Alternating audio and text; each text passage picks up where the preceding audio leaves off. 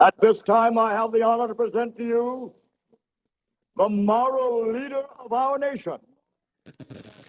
I have the pleasure to present to you Dr. Martin Luther King, Jr.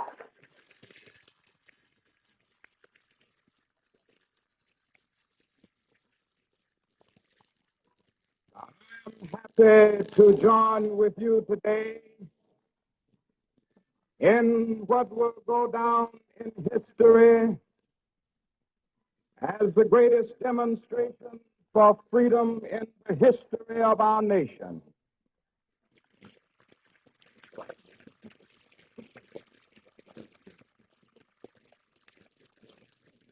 Five score years ago, a great American in whose symbolic shadow we stand today signed the Emancipation Proclamation. This momentous decree came as a great beacon light of hope to millions of Negro slaves who had been seared in the flames of withering injustice.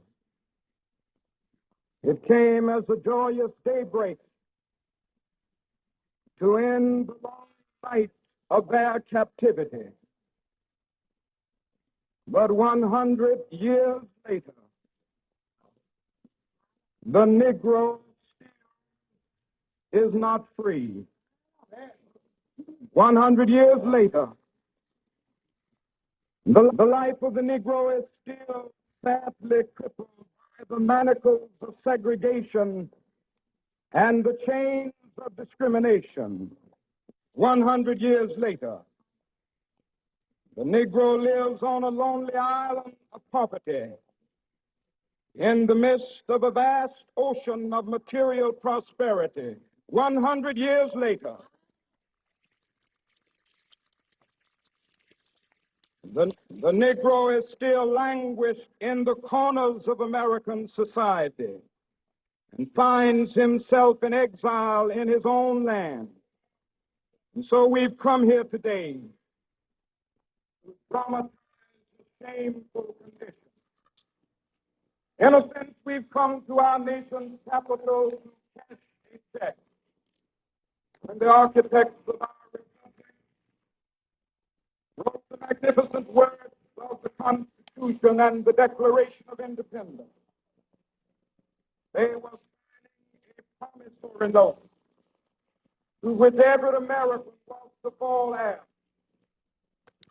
This note was a promise that all men, yes, black men as well as white men, would be guaranteed the unalienable rights of life, liberty, and the pursuit of happiness. It is obvious today that America has defaulted on this promissory note insofar as the citizens of color are concerned. Instead of honoring this sacred obligation, America has given the Negro people a bad check, a check which has come back marked insufficient funds.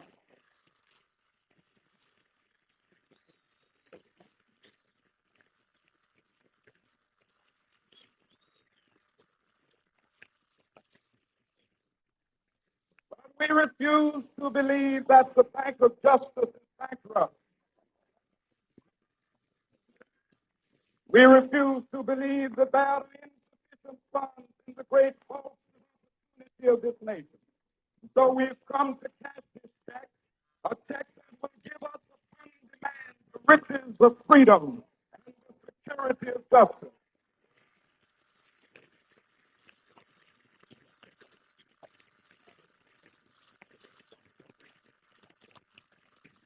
We have all this hallowed spot to remind America of the fierce urgency of now.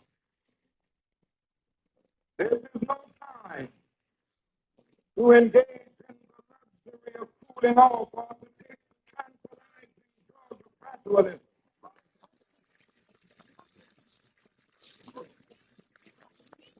Now is the time to make real the promises of democracy.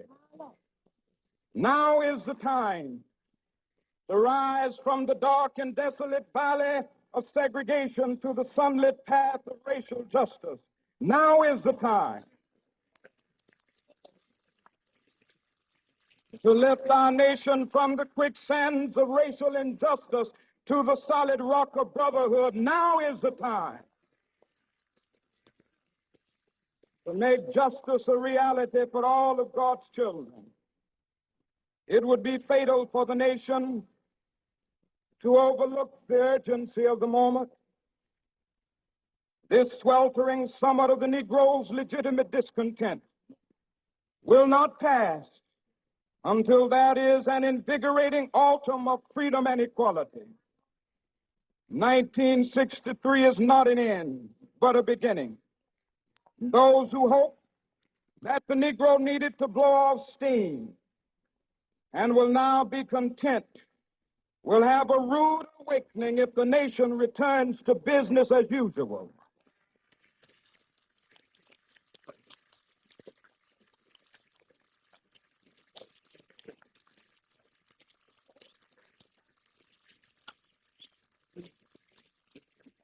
There will be neither rest nor tranquility in America until the Negro is granted his citizenship rights. The whirlwinds of revolt will continue to shake the foundations of our nation until the bright day of justice emerges. But that is something that I must say to my people who stand on the one threshold which leads into the palace of justice. In the process of gaining our rightful place, we must not be guilty of wrongful deeds. Let us not seek to satisfy our thirst for freedom by drinking from the cup of bitterness and hatred.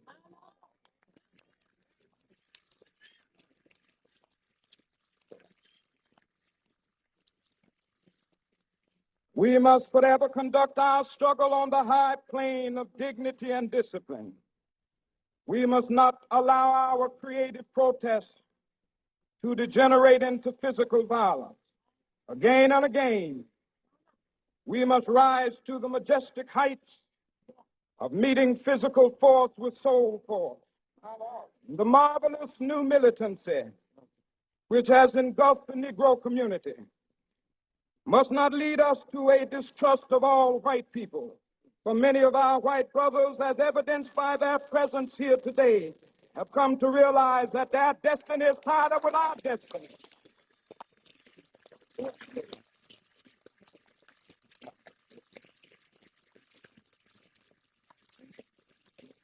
And they have come to realize that their freedom is inextricably bound to our freedom. We cannot walk alone. And as we walk, we must make the pledge that we shall always march ahead. We cannot turn back. There are those who are asking the devotees of civil rights, when will you be satisfied? We can never be satisfied as long as the Negro is the victim of the unspeakable horrors of police brutality. We can never be satisfied as long as our body is heavy with the fatigue of travel, cannot gain lodging in the motels of the highways and the hotels of the city.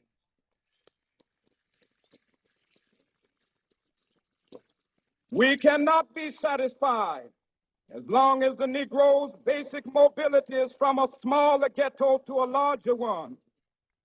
We can never be satisfied as long as our children are stripped of their selfhood and robbed of their dignity by signs stating for whites only.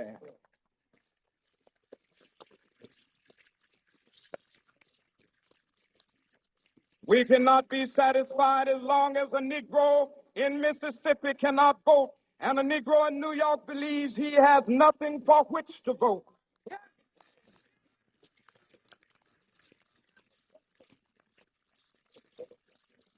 No,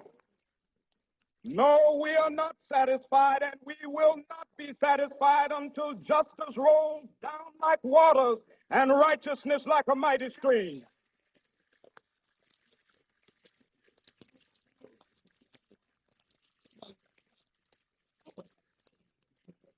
I'm not unmindful that some of you have come here out of great trials and tribulations. Some of you have come fresh from narrow jail cells. Some of you have come from areas where your quest for freedom left you battered by the storms of persecution and staggered by the winds of police brutality. You have been the veterans of creative suffering. Continue to work with the faith that unearned suffering is redemptive. Go back to Mississippi. Go back to Alabama. Go back to South Carolina. Go back to Georgia. Go back to Louisiana. Go back to the slums and ghettos of our northern cities. Knowing that somehow this situation can and will be changed. Let us not wallow in the valley of despair. I say to you today, my friend,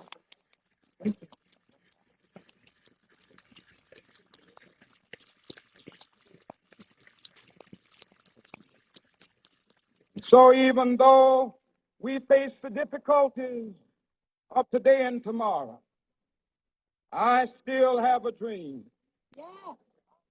It is a dream deeply rooted in the American dream. I have a dream that one day this nation will rise and live out the true meaning of its creed. We hold these truths to be self-evident that all men are created equal.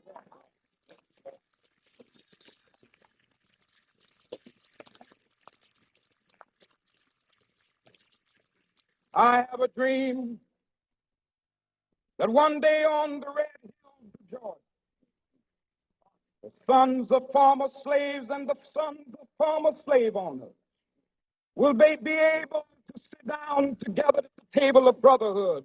I have a dream that one day,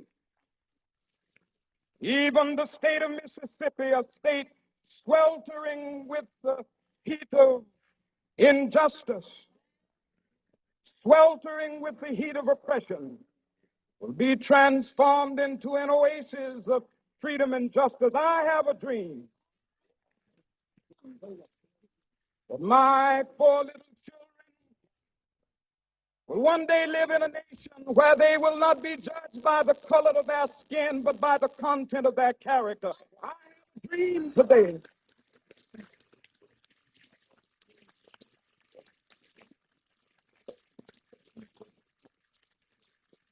I have a dream that one day, down in Alabama, with its vicious racists, with its governor having his lips dripping with the words of interposition and nullification.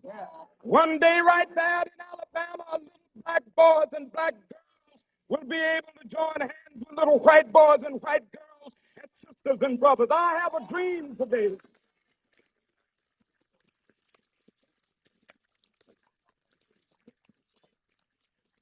I have a dream that one day every valley shall be exalted. And every hill and mountain shall be made low, the rough places will be made plain, and the crooked places will be made straight, and the glory of the Lord shall be revealed, and all flesh shall see it together. This is our hope. This is the faith that I go back to the South with. With this faith, we will be able to hew out of the mountain of despair a stone of hope. With this faith, we will be able to transform the jangling discords of our nation into a beautiful symphony of brotherhood. With this faith, we will be able to work together, to pray together, to struggle together, to go to jail together, to stand up for freedom together, knowing that we will be free one day. This will be the day. This will be the day when all of God's children will be able to sing with new meaning, my country, tears of thee. Sweet land of liberty of thee I sing. Land where my fathers died, land of the pilgrim's pride. From every mountainside, Let freedom ring. And if America is to be a great nation, this must become true. And so let freedom ring from the prodigious hilltops of New Hampshire. Let freedom ring from the mighty mountains of New York. Let freedom ring from the heightening Alleghenies of Pennsylvania. Let freedom ring from the snow-capped Rockies of Colorado. Let freedom ring from the slopes of California. But not only that, let freedom ring from Stone Mountain of Georgia. Let freedom ring from Lookout Mountain of Tennessee. Let freedom ring from every hill and molehill of Mississippi, every mountainside. Let freedom ring. And when this happens, and when we allow freedom ring, when we let it ring from every village and every hamlet, from every state and every city, we will be able to speed up that day when all of God's children, black men and white men, Jews and Gentiles, Protestants and Catholics, will be able to join hands and sing in the words of the old Negro spiritual, free at last, free at last.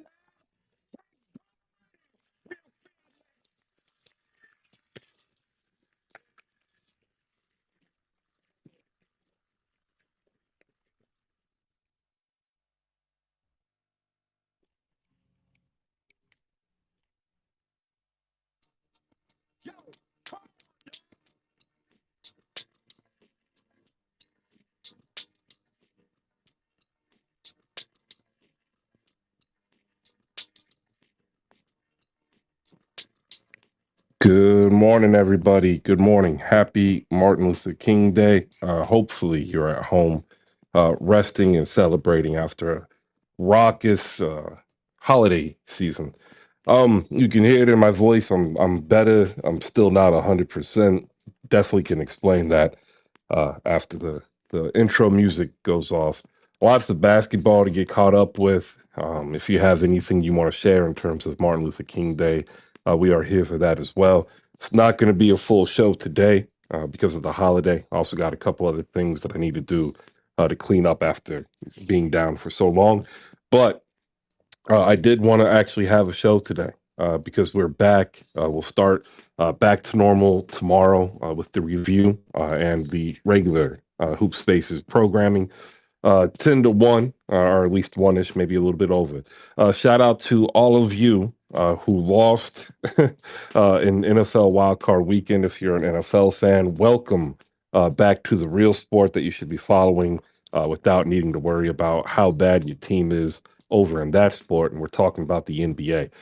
We've got games from last night. We've got some trade rumors popping up as we are now only 24 days away from the NBA trade deadline.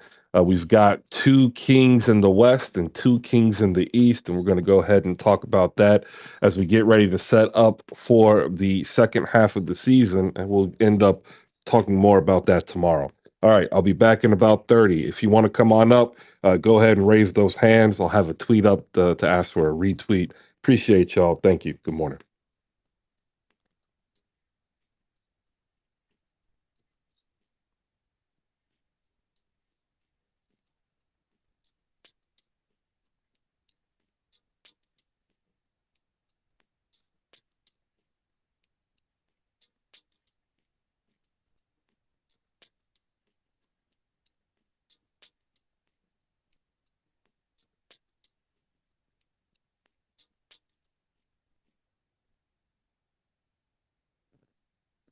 All right. Good morning. Good morning. You see up top there are three tweets already. The first one is the actual show card of with no precursing tweet. Just an easy day today. The second one, Maya Moore is officially retired. We've got nothing but love for Maya Moore. I don't want to make a huge deal of it because she hasn't made a huge deal of it. And I just kind of want to respect her wishes in that aspect. Better person than she ever was a basketball player. And she was a phenomenal basketball player. Like, understand, she probably would have gone down in top five of all time in her sport. Right. So we got that. if you want to put anything out there for that. But also, the tweet that I actually do want you to retweet is the reaction video with Justin. I thought this was absolutely hilarious. I thought it was well done. Please get that out there. And I say that also because we are building up our stable of content creators, and that's what we're recruiting for, right? If you have 5 to 8 minutes every game or 2 games a week, and you want to do what Justin does to help build out what your profile is, or if you want to get in, dabble your feet in it, we are here for you. And all you have to do is reach out and shoot him a DM, and we will take it from here. We've got an easy format for you to follow. We're going to be building it as we grow. JF Cake is already here. You heard him last week testify to that. Hopefully, we can get 6 of the 12 on board for some Pelicans. Maybe even Grindhouse Grizz. We'll do some Grizzlies videos for us. Who knows? But that is where we're going towards next. I am expecting definitively this week some major news, which I think is going to be awesome. I cannot go into more of it. I just want to put that out there. So, to everybody who's taken part, whether as a listener or somebody who's come up on stage or somebody like my man Jose or Rolo down below, and Jazz, I know she's working, so she's not popping in here, who came aboard to share their passion the way that we've shared our passion together. Like, that's going to be the next step. So shout out to all of you who've made this incredible journey with me through the last season and a half. Um, so I had the flu, right? But to explain it, it's complicated. I have something called mast cell disorder. It is a autoimmune disorder, for lack of a better classification. So when I get it, it tends to attack my lungs, and that's what happens. So I still got some time to recover, but I'll be able to at least do 2 hours, 3 hours a day. It'll just be a little bit different. All right. With that, we will go first to say good morning to 6 of the 12, who's first in the room. And if you normally have joined in, the entirety of the I Have a Dream speech played. And I do this every Martin Luther King Day because for me, um, the only way to honor is to maintain relevancy. And if you listen to the words, it is still relevant today. You can take out race and put in gender. You can take out gender. You can put in religion. You can take out religion, and you can put in economic class, right? And I think sometimes we just get too busy to just sit back and reflect on what was essentially truth in life. So I want to say thank you for those who popped in and listened to the entirety of the speech. 6 of the 12, good morning. Hope you're doing well, as the Pelicans seem to be, even still without Zion and Brandon. Hey, good morning, Chris, and everybody take the second to retweet the show card and big board. Chris, that's exactly what I kind of wanted to talk about, man. That was the first time since I was in school that I listened to the entire speech, and it's still to this day the most powerful speech that has ever been spoken. Um, After all these years, like you said, you can put that into context with everything in life. And it just kind of brings a tear to my eye, just, knowing that, people are still battling with race today. And, not accepting one for who they are, like you said, with gender and everything else. But I wanted to just comment on that because I thought that was very powerful to listen to it from start to finish. Um, to give Martin Luther King his praise. Great man. Did a lot of great things for the world, and in America.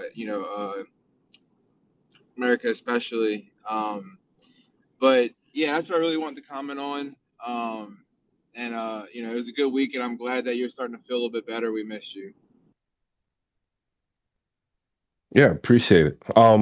Yeah, no, it's definitely weird. Some people, some people, I did this last year, and some people are like, "Wow, man, I hadn't listened to that." I listen to speeches. It's something that I do. I probably listen 2, 3 a week from various speakers from across the world. Um, understated orator Martin Luther King Jr. was. He had a very good and repeatable delivery. But what made him great was his ability to connect complex emotional um, topics into a singular, easy to understand emotional context. Grindhouse, good morning. How you doing? Good morning, Chris, and good morning, room. Yeah, I hope you feeling better and getting better and everything like that for sure. Shout out to Martin Luther King for sure. As a Memphis Grizzlies fan, I'm not from Memphis. I'm from Middle Tennessee, but I try to keep up with the city as much as possible and everything like that. And everybody knows how the historic background with Memphis and Martin Luther King Day. So, this is just a special day to have a game for the city like Memphis for sure. And this is a traditional game for us throughout the franchise history. Uh, if anybody ever comes through Memphis, I highly suggest that you go through the Civil Rights Museum through there for sure and check out everything there and the Peabody Hotel and all that. Um, but yeah, game tonight. I actually scooped some court sides. This will be my very first time sitting courtside, so that's gonna be exciting and everything. Um, so yeah, I didn't want to touch too much on the ball. Like you said, it's a holiday and everything. Trying to highlight the importance of Dr. Martin Luther King for sure. So, but thank you for opening up the platform. And thank you for playing that speech to open up the show, Chris. Yeah, no problem. Congratulations on the court side. My first and only time that well, no, I'm sorry. There's two times. My first time was during the process years of the Sixers. The courtside tickets I bought two cost me $48. Parking cost me 35. The meal cost me 20, and I was out the door spending 100. The second time I was honored by the Pacers at halftime on the court. So I sat next to the Pacers bench, which was a pretty eye-opening experience. in, in terms of player fan interaction. So hey, look, I'm not lying. Tickets are expensive, um, but it is an experience, and if you are a father and you have kids who are basketball fans, start planning now. Save away $20 a month, and in a couple of years, you're going to be able to go. It might not necessarily be against the greatest team. That's the other thing. You got to pick a team that sucks so that the base prices are lower. But like it's an experience that every fan I think should have at least once or twice in their lifetime. So shout out to you. You'll get addicted too, because trust me, like if I could afford it, I'd be there every night. Like Uh, Trust seriously. me, that's my bank account won't allow me to be addicted so for sure. But you did bring up the Pacers, so I guess I'll touch on that real quick. Yeah, go ahead. That John Morant dunk. I know it's been the buzz this weekend and everything. Um, yeah, I think that's one of those dunks that's gonna put him in line for the talks of face of the league, coming up here in the I, next 10-ish years or like, so. you know what's funny? It wasn't like I don't view it as that great of a dunk.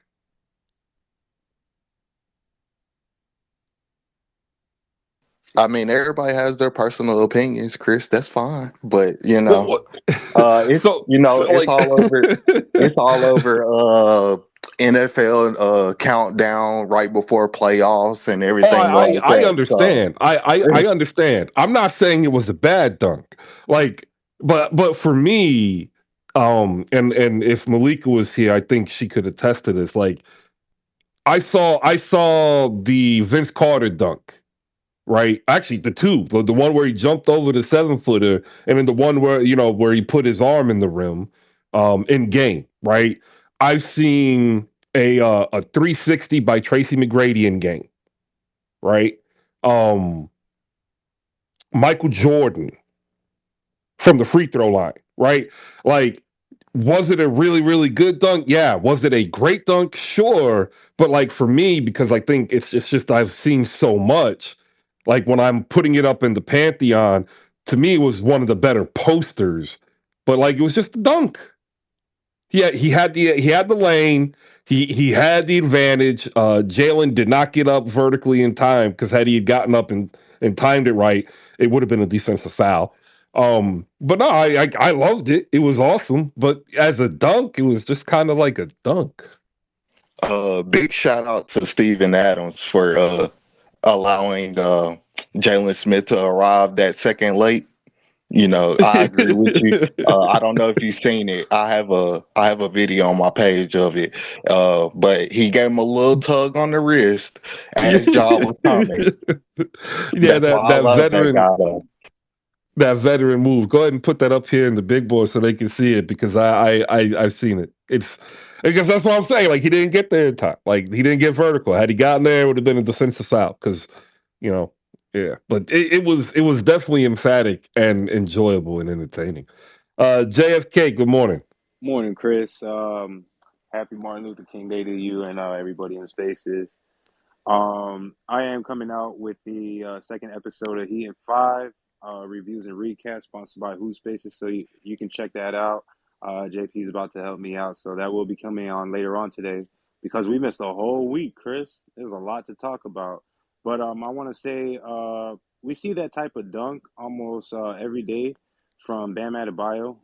So I'm not really too surprised about No, we don't. that, Chris. The pick and roll dunks, Chris. The pick and roll dunks. He be He jumping gets through the he free gets throws. it, bro. If Bam did what Ja did, Bam would impale himself because he's like 8 inches taller or 6 inches taller. I'm just saying, but I mean, if you want to talk about better in-game dunks, I like Dwayne Wade's over Anderson Varejao. That was actually a good dunk. That's another one. That was a really good one. That was a good dunk. You get what I'm saying? But Chris, yeah, I just want to say that Gabe Vincent, I think he should be starting, Chris. He's been dropping a lot of good points, 27 and the 28.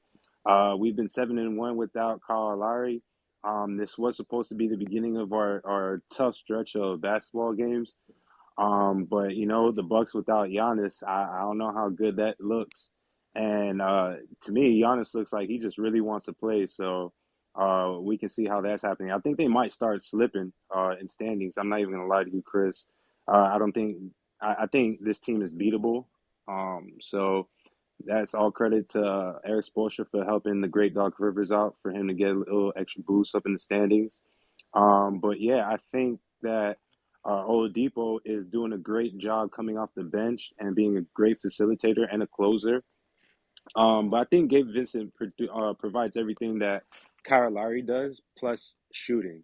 And I think that's the most important thing that we need right now is the shooting aspect because Eric Spoelstra is working off this, I guess you could say, pace. This I want to say like a pace type basketball where he's trying to get quick shots off, like a I don't know some type of rendition of a D'Antoni offense where he has his shooters and all that. He runs his pick and rolls. So I think Well, go ahead. it's more so to allow the growth of Bam and Tyler.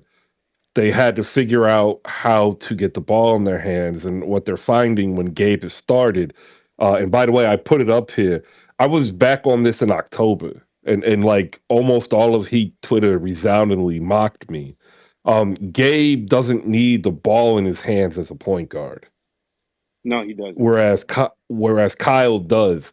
And the issue is Tyler needs the ball in his hands, Jimmy needs the ball in his hands, and for Bam to be effective, he needs the ball in his hands.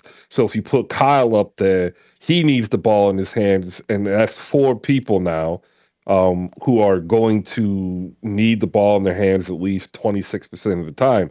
And last time I checked, my math says 26 times 4 is more than 100.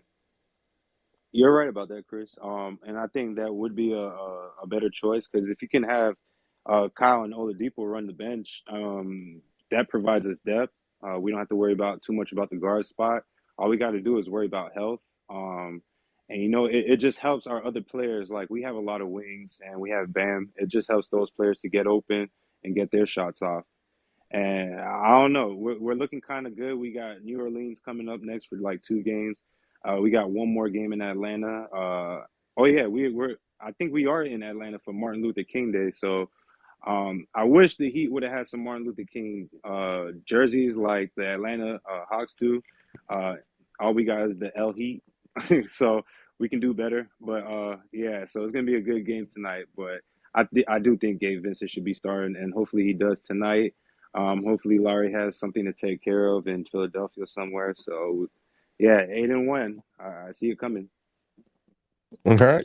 Hey, and Hey, ladies and gentlemen, the Heat are actually seventh now in the East, so they're almost where I thought they would be. Go ahead, Six. What do you have? hey, I don't like to correct people, but it's just like one of my pet peeves about New Orleans.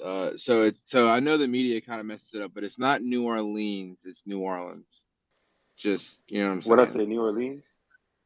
Yeah. Yeah, Oh, yeah, yeah. I'm like, it's cool, because like it's like media says it like that and everything, but down here it's New Orleans. so can I say Nolans? Does Nolans work? Nah, bro, don't say that either. Okay. It's just New Orleans. New Orleans. The distinction is evident because they didn't want to be tied to the original city's enunciation.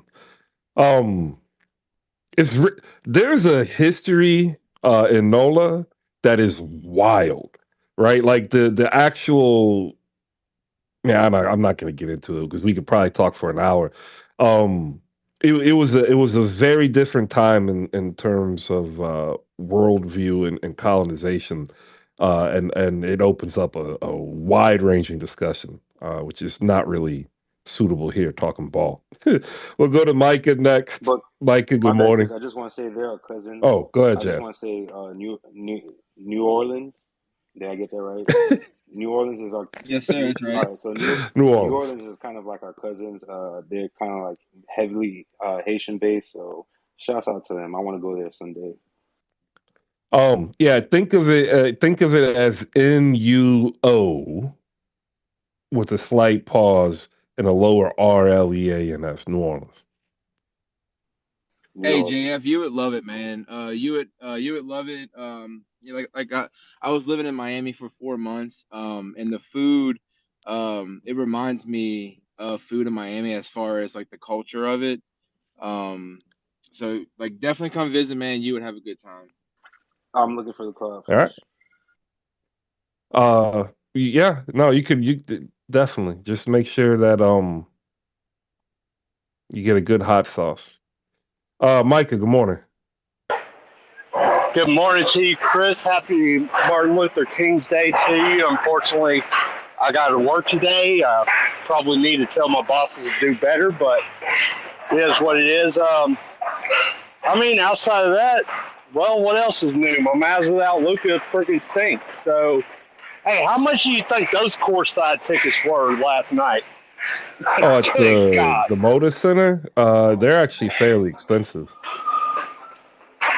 Even when it's against Spencer Dinwiddie, Frank Ntilikina, Reggie Bullock, Dwight Powell, and Christian Wood. Yeah. Because you got to Wow. remember that the schedule isn't that the schedule is against Luca. Whether they played or not doesn't matter. It's the fact that they advertised it against Luca. Right. Yeah, that's it. But you know, so Mark Cuban, he's out here, he's throwing a fit because of some mural that somebody drew, and I'm like, well, how about instead of getting mad about it, do better? Like, that's what I did in my job. Like, I worked my way up to a supervisor position, and I wasn't that good when I first got here. So, you want people to stop complaining, do better. Ain't All that right, hard? there you go.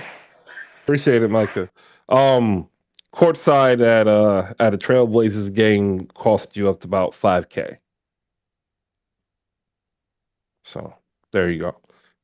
About 800 to 5K, and the 800 courtside tickets aren't the good ones. Like your vision is skewed, and you're sitting on chairs. Akil, good morning. Your Pistons made Julius Randle look like an All NBA player. I mean, to be fair, Chris, we make just about NBA player look like an all NBA player. That's good. So good for him. But Julius Randle also has been balling, so like, let's not do that as well. He's been really good. Oh yeah, no, I've been saying he's an All Star. Yeah, man. He's been phenomenal this year. The Knicks have been just kind of weirdly fun to watch. So that too as well. But man, games yesterday. The Warriors lost to the Bulls. That's tough. Yeah, that Vucevic matchup ate him up.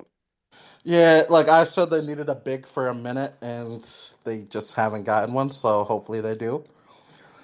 Um, yeah, Vucevic would look actually good on the Warriors too. he like if he could actually like kind of play like not kind of play defense. Like if he was like a better defender, like Just for like stand there and don't foul.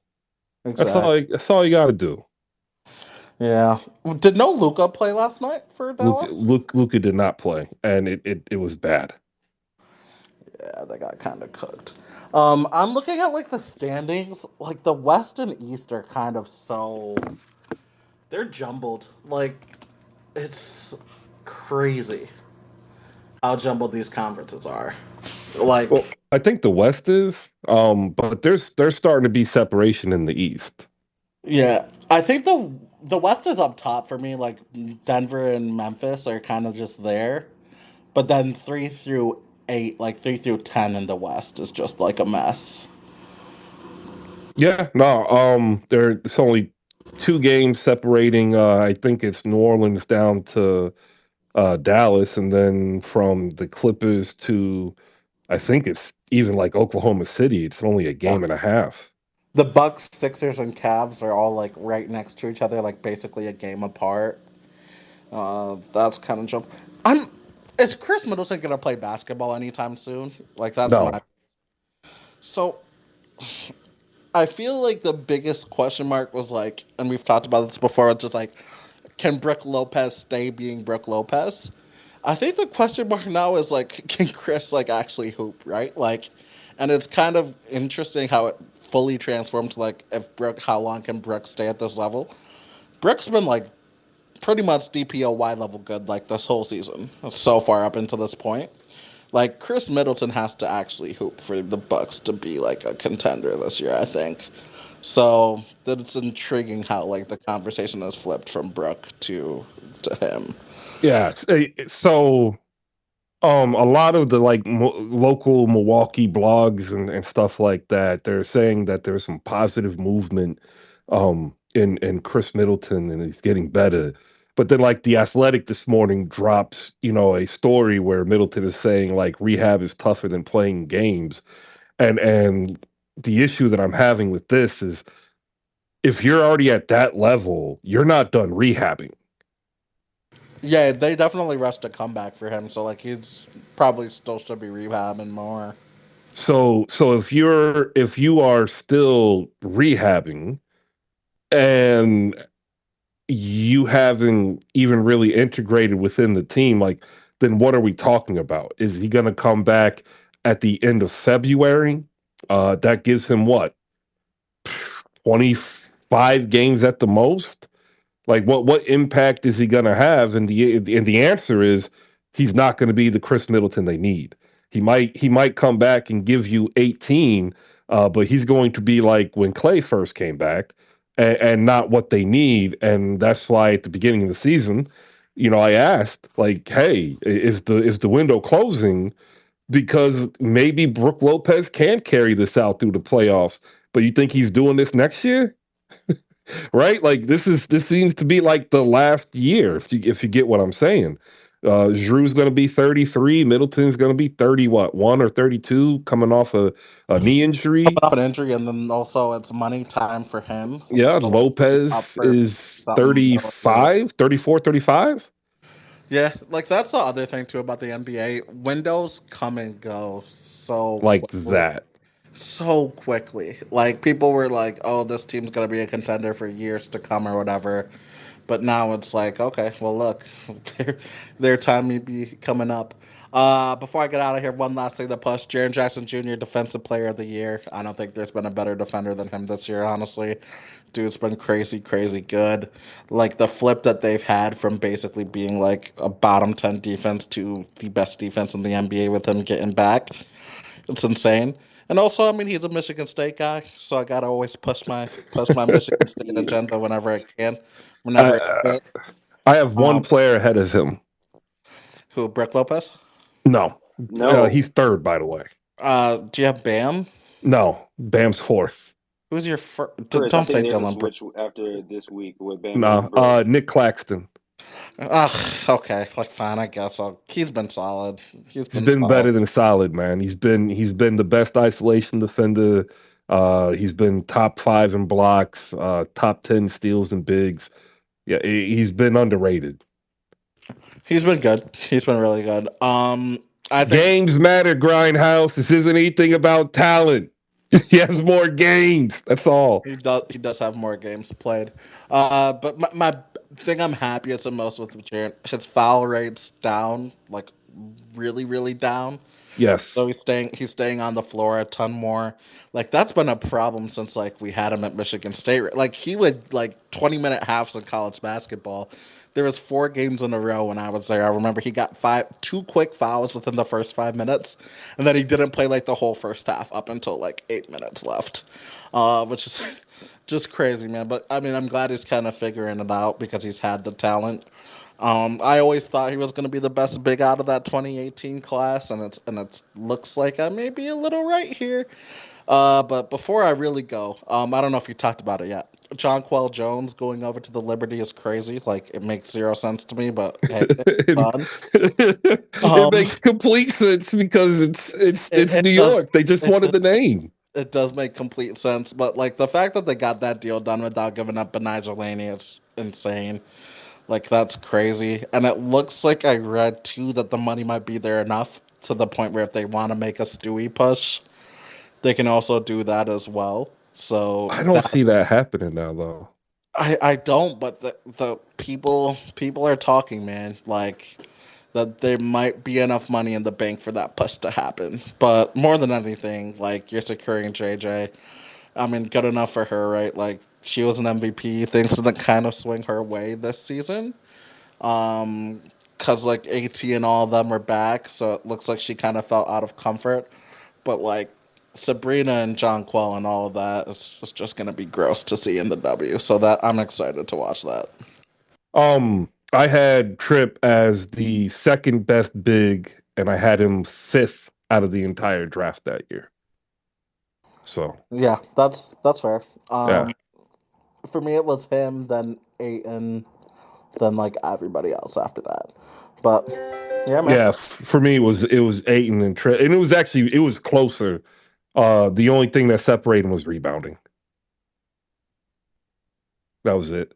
I had Luca one out of that draft too. Aiton was two. Trey three. Trip was four. But then I was really bad. I was really high on somebody that I don't want to say because he's only played like 100 games. His name's Michael. If anybody remembers the 2018 draft, Michael Porter Jr. He went 14th. I was drinking the Kool-Aid. Yeah. Six, go ahead to JF. We'll say good morning to Sean. We'll talk some Mavs with him as they lost without Luca, giving up 40 points to Damian Lillard, who Lakers fans just need to get over it. He didn't want you. It's okay. Like, not every girl's going to want to go out with you in life, right? And it's just like not every superstar wants to be a Laker. And I really don't think Damian Lillard wants to be a Laker, otherwise he'd be in LA already. Six, what do you got? Hey, I also wanted to give a huge shout out to Simone Augustus, the Capitol High LSU um, girl basketball player that actually has a statue now next to Pete Maravich and Shaquille O'Neal at LSU. Um, I remember watching her as a kid. One of the best basketball players, men or women, I've ever seen in person. So I wanted to give her a huge shout out. She changed everything for LSU basketball. So I want to give her a shout out. And also, I didn't get to really talk about the Pelicans earlier because I wanted to give the respect to Martin Luther King. But I'm very impressed with where this team is at right now. To be honest with you, um, they're third in the West. They're 4 games out of first, or 4.5 games out of first. Um, and they're like, they've been without Bi for almost 2 months now. Zion has been out the last, I think, 5 or 6 games. Um, and it's just like to see where they were last year and where they're at this year. And last year Bi played through a lot of injuries because he was basically carrying the team. And for New Orleans to have the luxury of Bi actually sitting until he's fully healthy, to make a late push at the at the playoffs, makes me really happy. So I just wanted to give a huge shout out to Willie Green, for doing his thing, getting this team together with David Griffin and Trajan, and all those guys, because New Orleans needs a good basketball team. You know, it is a basketball city, whether people want to believe it or not. We love basketball here. So it's just a good prodigy, and I'm happy about that. Yeah, Simone fighting back from injury, tore her ACL, had to get surgery a couple of times for other medical issues to team up with Maya Moore in Minnesota. They went, what, 1-2 in the finals, I believe. JF, what do you got? Yeah, Chris, I'm kind of surprised that you drank the Kool-Aid for somebody who got injured in college and you didn't see play since high school. Um, Well, I mean, to be fair, it wasn't that different from Joel Embiid. um, Height matters, Chris. I think that comes into play as well, and what positions you play. But also for going back on that Defensive Player of the Year award, I think we got to recalibrate the standings after last week. I think Bam might be ahead of Brook Lopez at this point, just because of the versatile defense that he brings compared to what Brook Lopez brings. Like we saw what happened with Brook Lopez when it was just him on the island. There's multiple people that can attack him in different ways, and Bam was finding a shot over Brook Lopez. Like he was averaging I forgot how many points because Gabe was going off, but he was definitely averaging above his Well, 21. So I'll just say that for a defensive player, to be fair though, right? Bobby Portis was out, Serge Ibaka is out, so that meant the for the backup one big no, was Jordan Nwora and Sandro Mumakaleshvili. I can't do that last name right now. and that's another thing, Chris. The 3-point shooting isn't there for the Bucks because I don't even think Jordan Noir gets minutes like that, and I think he was leading them in 3-point percentage. So they looking kind of rough over there, and Grayson Allen is not the guy everybody thinks he is. He definitely got shut down for 12 points. I don't know if he averages more than that, Chris, but it didn't look like he had such a great game. Well, Um, but the thing about the Bucks though is they've never been like the prettiest offensive team in the world, like ever. Even when they won a championship, like they were a middle of the pack offense. Here's and Grayson averages like 10 a game. Here's the problem with the Bucks, right? The starting lineup is not bad, right? Like Grayson Allen is the weak link in the starting lineup. Like they could get an improvement. Um, but the problem is your backup guards are George Hill and Javon Carter. Your backup wings are Pat Connaughton, Joe Ingles, and Wesley Matthews. like I would have to say, Brook Lopez gets a lot of help from Drew Holiday as well on the defensive side. So that's something everybody else got to look at because I don't think Brook Lopez is that guy. To be honest with you, I mean, like, yeah, he has his height, he can make the blocks, but like as versatile as Nick Yeah, Claxton and Bam has been, like I don't think so. that's some nasty I don't like Brooke Lopez propaganda. No, I just Shooting shooting 50, he's shooting like 50, 39, and 78, giving you 7 boards, 14 points, 2.5 blocks. Like that's at 35 or 34. That's dope, man. And by the way, if he was on Miami, perfect fit next to Bam. I'm not denying that, Chris. I was just talking about defensive player of the year, but you know, he's just Eh, like a Al Harford, but 2 inches taller. I don't. I think he'll fade as the season goes on. So I think he'll drop in the standings of DPOY, and I think Bam will too. Although it wouldn't be because of Bam's play, but because I do think that they're going to look for a guard to try to put up there. Um, but right now, it's Nick Claxton, then probably Tripp, 1 and 2. And if Jackson plays 40 games and performs the way he's doing, he'll overcome Clax in like a month. All right, we'll say good morning to Ishan. Last night, ladies and gentlemen, the Dallas Midvricks, shout out to Jose coming up with that one, the Midvricks. They played the Portland Trailblazers, who have been struggling after their hot start. They gave up a 40 burger to Damian Lillard, who, by the way, is not healthy and not really the Damian Lillard that like we remember, except for last night. He went 10 for 17, 4 for 9 from deep, perfect from the line, 16 of 16 for 40 points and 6 assists.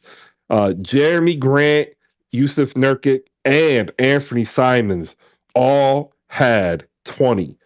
So they put up 100 points from their starting lineup, and if you add in Josh Hart's 8, they put up 108. It was phenomenal. The Dallas Mavericks started Christian Wood, Reggie Bullock, Dwight Powell, Spencer Dinwiddie, and Frank. And I don't even really want to get in to the bench except to highlight Jaden Hardy, who had 25 points on 8 for 17, 3 of 10 from deep. 3 of those 3-pointers were bad shots. That's something that'll come better in time and experience. 6 of 9 from the line. And one thing we know for a fact right now, with the small sample sizes, Jaden Hardy can score. And the fact that it's taken Jason Kidd this long is egregious. Sean, good morning. 24 and 21 now, so we'll go ahead and talk Mavs with you. Tell us what you thought about the first half and last night's game, and then we'll get into what you see in the future. Yeah. So I mean, there was fight, which is the only takeaway you can really have. Only positive takeaway was that they did, like, we cut it down to 5, but then the greatest cheerleader in all of basketball history, Theo Pinson, got the stupidest technical, and like it just switched the momentum of the game. We like got absolutely blown out in that fourth quarter. In terms of, like, Um, you know when you're projecting for the future, I think out of all the teams in the NBA, the hardest team that you can actually try and tell what will happen with them is the Mavs. Because I mean, firstly, we're so Luka dependent. The last Portland game was the perfect example. Like, Luka could not get it going, and we struggled to like do anything the game before this one, which was for you guys yesterday, day before, and yesterday, like, we had back-to-back games against the same team in the same arena, and fatigue is wearing the team down. We were without 5 of our best rotation players in the game last night, so that loss shouldn't really like be a big statement of the season. What should be the bigger statement is that Jason Kidd does not know the roster he has. He is absolutely confused about the way he needs to rotate his players. And this sort of like inconsistent, like, he keeps going to press conferences and saying stuff like, Jaden Hardy needs minutes, we need to give this guy minutes, and then he just proceeds to not do it. And like yesterday, starting with Frank Ntilikina over Jaden, I understand from a defensive perspective, because Jason Kidd just loves players that, like, put effort on defense. But Jaden Hardy was like literally, outside of AJ Lawson, the last person from our rotation to get into the game. I don't think he played in the first quarter at all, and he played a little bit in the second, and then like his minutes went up in the second half. But this weird sort of, all the players that the Mavs Twitter coaches begged Jason Kidd to start and play, he will not do it. And just there comes a point where everybody realizes that, well, the easiest option was always there. Jason Kidd just went out of his way to exhaust every other bad option before he went for the good option. So it's just really frustrating to watch this team right now. So I watched the Mavs game and I watched the Sixers and Lakers game, and this is what I found to be really funny. Okay, um, now bear with me because if y'all didn't watch both of these games, you might not understand the context here. I continually argue one of the reasons why Doc Rivers is a great coach is because he's playing 4-on-5. He starts the game out playing 4-on-5 on offense with PJ Tucker. So PJ Tucker and DeAnthony Melton last night for the Sixers combined for 45 minutes and 3 points. You know what the Mavericks did last night in 44 minutes with Theo Pinson and Frank? They put up 5 points. I mean, Like, it's one good thing about horrible. Frank yesterday was that I think he was arguably, if not the only playmaker on the floor, but like he was easily our best. Like he dropped some really intelligent passes. It's just that everything else about him is so mid or bad. Like it just like he was. He can't shoot. I'm the biggest Frank Ntilikina supporter. I don't know if you remember when the Mavs picked him up a year and a half ago. I was in HoopSpaces talking about what a great signing that was, and I felt vindicated when he worked his way into the rotation later in the season last year, played in the playoffs, and was a big part of clamping Devin Booker in that Sun series. So like with Frank, it's so hard to like know what you, because we know the offense won't be there. He's not going to score. But when his defense becomes inconsistent, like the Trailblazers put 140 on us. When his defense becomes this inconsistent, it's like, what are you even keeping him on the roster for? And I love Frank Ntilikina. You know what's funny? Is that Frank and Theo are like the opposite but the same. Theo Pinson, my patience with him was so thin. Now I don't think it exists. Like I just every time I see him, it just like really brings up some bad feelings towards Man, me. he has a solid podcast. I don't know if you No, listen to that. It well, is. don't. It is. It's actually good. It's Mavs pretty fans are solid. painfully aware that we're paying a podcaster to be a player. I mean, I guess the Heat Well, have it worse. listen. The Miami Heat are Yeah, paying their podcaster yeah. $125 I million. I was Wait, who are you talking about? I So I don't concede don't know worry that anything about about. that. the Heat are The paying. Golden State Warriors are paying Draymond Well, 23. Draymond is a But good Draymond like actually basketball does player. like All right, hold up. Like, we're getting out of hand here. Theo Pinson, ladies and gentlemen. Um, 5.5 minutes per game this season, and the only reason why they're 5.5 minutes per game is because he got 17 minutes last night, or 23 minutes last night. Jose is here. He's wanting to get in on this. Let me bring Jose in here, the leader of 77 Spaces, along with Rolo and Jazz. Go ahead, Jose. It was a rough night for you. If you haven't, I'll put the show card up here. Take a listen to 77 Spaces post. It's like a perfectly good recap podcast here, and you'll laugh because it's pretty funny. Jose, go ahead. Good morning, everybody, and oh man. So my gripe with Frank is yeah, I have no gripe with Frank. I understand that he got the start last night, which kind of makes sense for what Jason Kidd does. Like as Sean said, Jason Kidd wants to see defense. My gripe is Theo Pinson getting minutes in before Jaden Hardy did. And when you see Jaden Hardy put up 25 and you see Theo put in light work, some very, very good work for a podcaster, hashtag more than a podcaster, you're like, we had to play Theo because we have no body. And when Luca is not playing, the team right now this season is 0 and 5.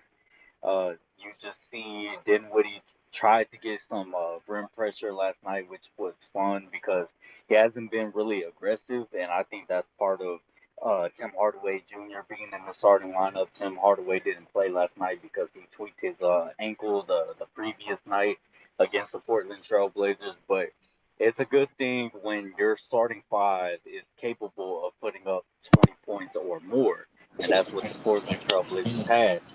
Like Sean had also said, the Mavericks put up a fight last night, and I was happy, but it also just turned into the turnstile defense that the Mavericks have been playing for majority of the season, and this is even before Dorian Finney-Smith and Josh Green went down and Maxi Kleber went down. I mean, we were ranked eighth for the first week of the season. Our defense was ranked eighth, and we just haven't seen that same effort on the defensive side. And then, like I said, you're trying to play defense without your three best defenders, and Christian Wood just having a non efficient night from the field, but you see that he put up 16 rebounds. He had one block. I mean, I can't give Christian Wood um, any. Right? I Like, I how you going to be mad at Christian Wood when he had to play next to Davis Bertans? I can't. He also had to play with Dwight Powell in the starting lineup, but also the JaVale McGee signing. It just keeps constantly showing up as one of the worst all-season moves that the Mavericks have made in recent years. And this is just on top of losing Jalen, but this is like you bring in a guy that gets a DNP on a night of a back-to-back when you have Davis Bertans start well, not starting, but you have him playing center minutes, and we all know Davis is not a center.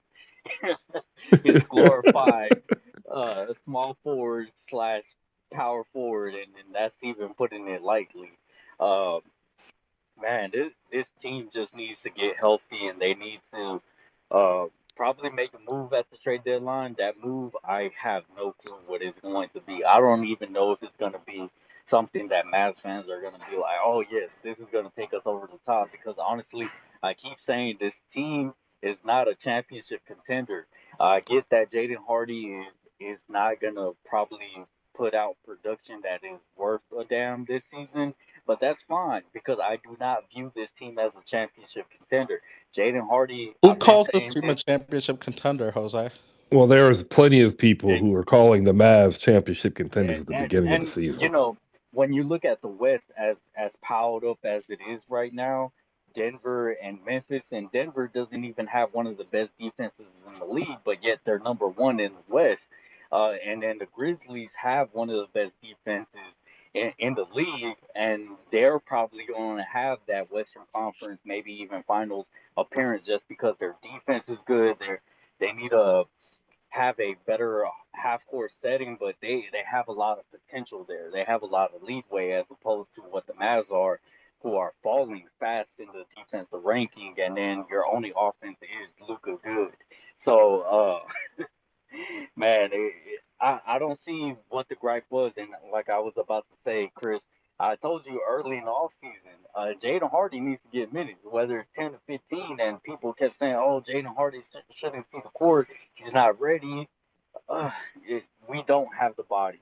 So what's stopping Kidd from getting Jaden Hardy those minutes now? There's no reason. Jason Kidd. There's no reason not to have split up the minutes between the minutes that Theo Pinson got between Jaden Hardy and McKinley. Right? It's just I think he played like 17, 18 minutes. It makes no sense. What is Theo Pinson's job?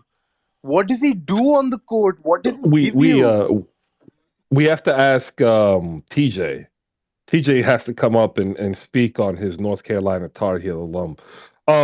Akil, like if you remember with Dallas going into the Western Conference Finals, and then the pickup of Wood, like in the beginning of the season, they were like ESPN, Bleacher Report, Fox Sports, at least a third of all of their, highly paid, wonderful analysts had picked Dallas as potential championship contenders in the Yeah, West. that's fine. I guess Yeah. I just didn't value Phoenix, I guess, as high as like everybody else. Then I think going back to last season. I tell you, this Phoenix thing is just crazy. Because prior to the last 10 games, like they were fine. And now it's like they don't know how to play basketball. We together. We can I mean, get into that. to be Like, fair, everybody stinks outside of Devin Booker. So like, I mean, that's part of the equation. But like, yeah, don't let Aiton hear you say that. He'll get upset. listen, man, DeAndre Ayton got dogged walked by Jalen Brunson on switches in an NBA semi-conference finals. I do not care what that man says.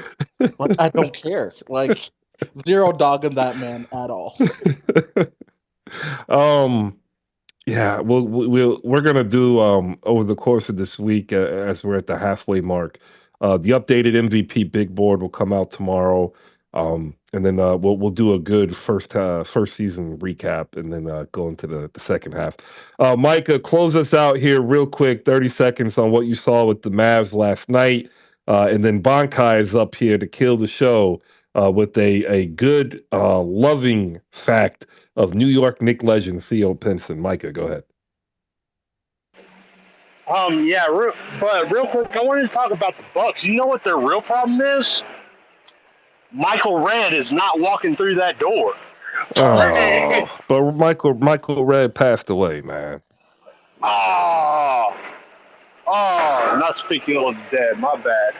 So, Uh, bad it's start. okay. Yeah, you'll Yeah, better luck next time. We'll give you a 30-second timeout on that one. Damn, hate to see it. Shout out Michael Redd. We like Michael Redd. Second round pick out of Ohio State, passed away. Prayers to his family. Mikey didn't mean any disrespect. We promise. He just probably didn't realize it. But yeah, they are in trouble. I saw it earlier in the season. It's very eerily reminiscent to the Sixers having to rely purely on Joel Embiid last year. Bonkai, TJ's going to come up here. We're going to go to you first. You're going to give us your loving, glowing praise of New York Knick legend Theo Pinson.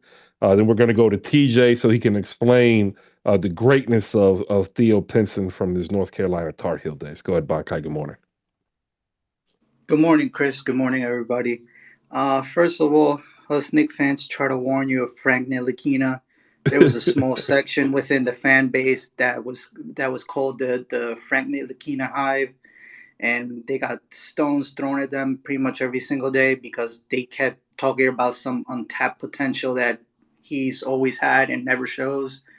Um, but I would not let anybody talk ill of Theo Pinson, Knicks legend. When we made that playoff, the playoffs that season, with the fourth seed, Theo Pinson is great at what he does. And what does he do? He brings energy. He brings celebrations. He brings positivity. He rallies his teammates when they're down. But you know what? His skill set is best utilized when he's on the bench. Don't play him. Don't play him because you won't get anything out of him on the court. Everything that he brings is on the bench. So don't disrespect Knicks legend Theo Pinson. That's All it. right. Just keep him So on the bench. so I'm going back through the game log of Frank Nilikina's career. This is pretty brutal. Jose, what you got? Yeah. So I get Theo Pinson is a glorified hype man. I really don't care. This this team needs depth, and when your front office makes it a priority, on top of signing Jalen Brunson, and we all know how that came to be, uh, when your other priorities re-signing Theo Pinson, and you do not have depth for Maxi Kleber, you don't have depth for Dorian Finney-Smith, Reggie Bullock. My frustration lies there. I get Theo Pinson is loved by NBA fans because of what he does. But when my team needs depth, Hey, I need him gone. He's the first one on the chopping block. Mm. Hey, we're taking good care of Jalen Brunson, by the way. I see. Why you got to do that, man? That's just so unwarranted. Not TJ, good enough to get him into the All Star game, though, right? Derrick no. Rose still Oh no, we're got trying. more points. We're gonna Derrick Rose has all of China voting for him. That's not even fair. we're gonna go to TJ, North Carolina fan. We'll talk about those Tar Heels in a moment. Go ahead, TJ. How do we explain Theo Pinson? Solid backup center power forward.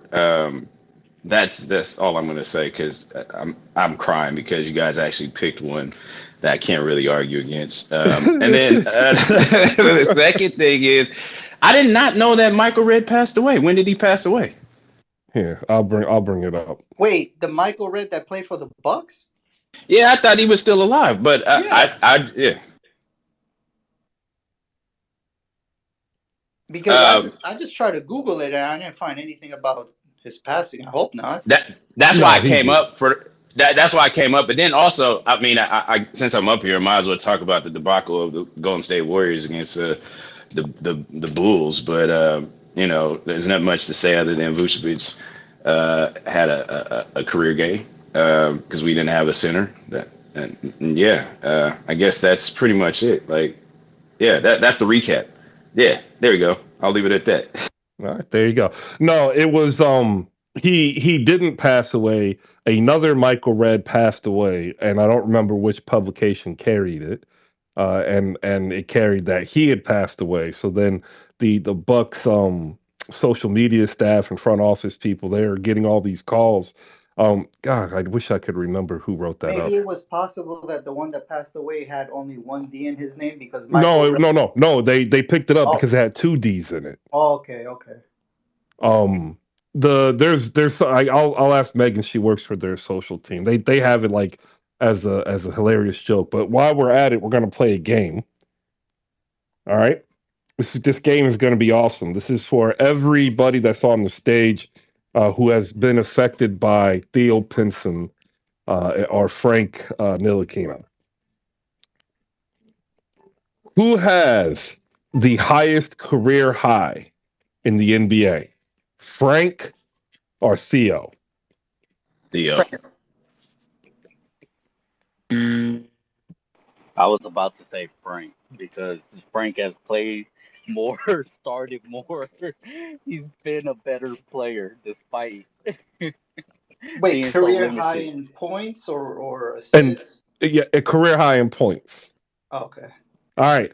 Who has more 19-point games in their career? Frank. Theo. Theo. Theo. Theo. Theo. He has one. Career high 19 points against the New York Knicks or the Brooklyn Nets. I forget which team he was on at that time because he was on both of them. Did he get those numbers against Frank by any chance?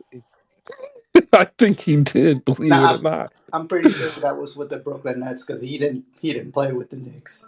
So Theo Pinson has more 19-point games. He has one. That is his career high. What is Frank's career high? 13? Um, I think it was 15. No. I, I was about to say 15, but you already found the buzzer. 20. Whoa. Like Knicks and Wizards, March 10th, 2020.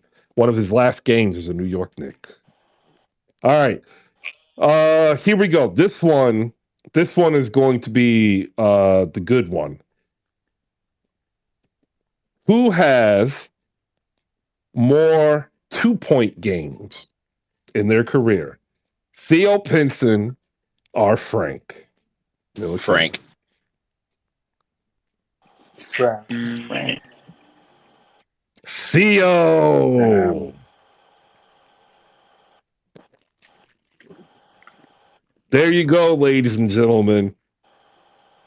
They are literally the same player.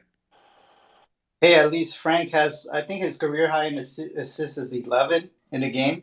So Oh yeah, at least more that's assists and more steals Yeah, from Frank than Theo. Frank and Dime. He All right, passing. I feel bad because we literally did do an entire segment on Frank Ntilikina and Theo Pinson. Take that, ESPN. I'm assuming there's no Frank Hive in Dallas like there was in New York. Oh no, there definitely was. I don't know if there is any longer. I think I'm the only person in the Frank hive. TJ, what you got? I would like to submit a name for the Bucks. Will not that door blue. Guy. Well, you got to be able to come through rather clear. Uh, we can't hear you. Like you're choppy. Let's try that again. Oh no, he got booted. All right. Top 25 action over the weekend. Men's college basketball. Kansas survives Iowa State 62-60.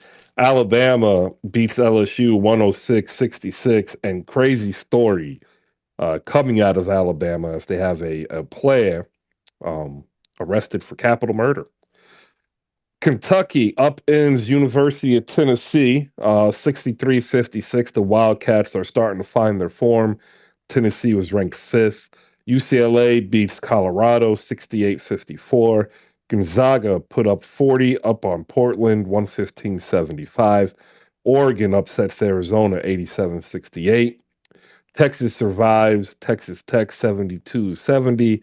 TCU beats Kansas State in a battle of top 25 teams 82-68. Virginia beats Florida State. Florida State, it's time for a reset. It's bad down there. 67-58. Vanderbilt upsets Virginia. Virginia is likely to drop into the 20s after this. Sorry. Arkansas. Arkansas is likely to drop down in the 20s after this. 97-84. Miami loses again to North Carolina State. 83-81 in overtime. Indiana upsets Wisconsin 63-45. Creighton upsets Providence 73-67. Florida upsets Mizzou 73-64. Auburn holds out for dear life in the second half, 69-63 over Mississippi State. College of Charleston, look, I am telling you, this is one of those years for COC. They are 18-1. They're undefeated in the CAA. The one loss they have was to a Power Five team, and they barely lost. They are probably going to be one of the top non mid major programs in the tournament. San Diego State loses to New Mexico. Duke loses to Clemson. The evil empire has fallen. I keep trying to tell all of you Duke fans, just go ahead and become the new age Indiana Hoosier fans and wax poetically on when times are good, because it is over. It is over in Durham. You are now going to be North Carolina. St. John's beats UConn. Another evil empire loses 85-74 yesterday. And Xavier holds out and comes back in the second half to defeat Marquette in a battle of 25s, 80-76. We'll get the women's after JF comes in here to talk about his Miami Hurricanes not being a top 25 team because they're pretenders. Listen, Chris, there's only one pretend thing on that team, and it's Isaiah Wong closing out the game. I think we need to go ahead and have that conversation. We need to put Bensley Joseph in so he can finish out the game. He seems a little bit more consistent, and he's not going to turn the ball over.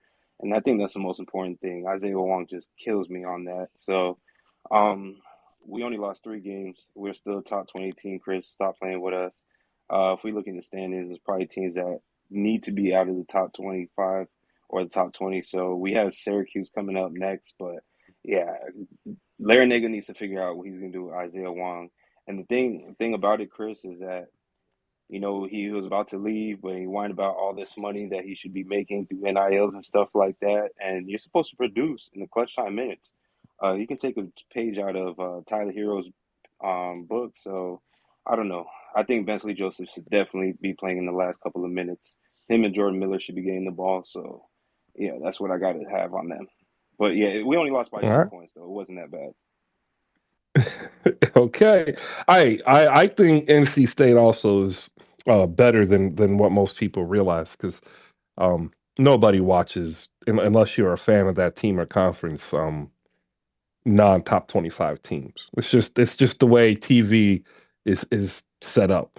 Women's games starting on Saturday. Caitlin Clark putting in for her 2024 WNBA number one overall pick bid. Um, she's phenomenal.